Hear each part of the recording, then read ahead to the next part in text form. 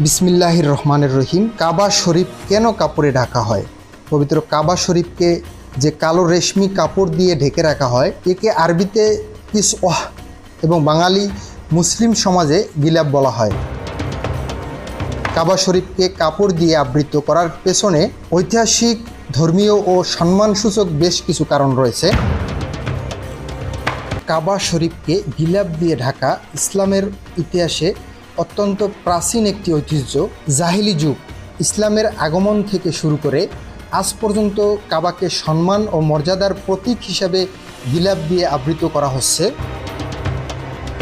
ইতিহাসবিদদের মতে ইয়েমেনের হিমরার রাজবংশের রাজা তুবা আসাদ আবু কারব সর্বপ্রথম কাবা শরীফকে সম্পূর্ণ কাপড় বা গিলাফ দিয়ে আবৃত করেছিলেন। ইসলামের নবী হযরত মুহাম্মদ সাল্লাল্লাহু আলাইহি ওয়াসাল্লাম এবং পরবর্তী খলিফারাও এই ধারা বজায় রাখেন।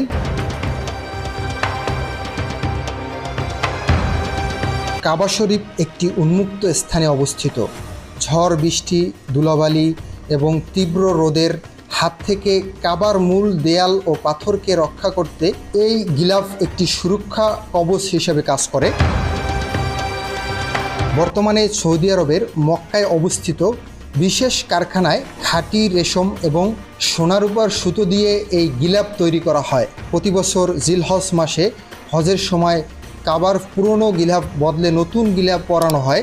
অনেকের মনে প্রশ্ন জাগে, কাবার ভেতরে কোনো মূর্তি বা বিশেষ কিছু আছে কিনা? ইসলামের ইতিহাস ও সৌদির রাজকীয় তথ্য অনুযায়ী কাবার ভেতরটা অত্যন্ত সাধারণ, শান্ত এবং রাজকীয়ভাবে সুসজ্জিত। এর ভেতরে কোনো মূর্তি, ছবি বা কবর নেই। কাবার ভেতরে প্রবেশ করলেই প্রথমেই চোখে পড়বে তিনটি শক্তিশালী কাঠের স্তম্ভের পিলার। এই পিলারগুলো অত্যন্ত প্রাচীন এবং এগুলো কাবার ছাদকে ধরে রেখেছে। স্তম্ভগুলো তৈরিতে ব্যবহার করা হয়েছে বিশেষ ধরনের সেগুন কাঠ। কাবার ভেতরের মেঝে এবং দেয়ালের নিচের অংশে সম্পূর্ণ সাদা মার্বেল পাথর দিয়ে তৈরি। দেয়ালের ওপরের অংশে এবং সিলিংয়ে একটি সুন্দর সবুজ রঙের রেশমি কাপড় বা পর্দা ঝুলানো থাকে, যাতে পবিত্র কুরআনে বর্ণিত আয়াত সোনা ও রূপার সুতো দিয়ে এমব্রয়ডারি করা থাকে।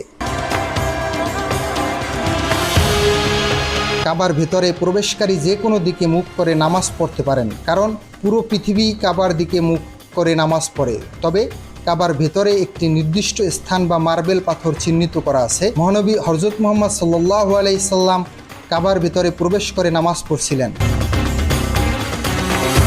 কাবার ভেতরের ডান পাশে একটি ছোট সোনার দরজা রয়েছে, যাকে বলা হয় বাবে তাওবাহ।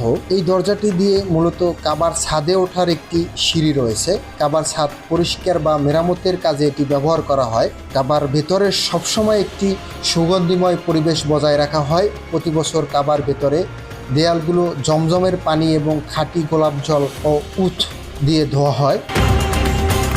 পবিত্র কাবা শরীফের বাইরের গিলাফ যেমন এর সৌন্দর্য এবং মর্যাদার প্রতীক, তেমনি এর অভ্যন্তরীণ সাধারণ অথচ রাজকীয় পরিবেশ বিশ্ব মুসলিমের কাছে অত্যন্ত আবেগ ও শ্রদ্ধার স্থান।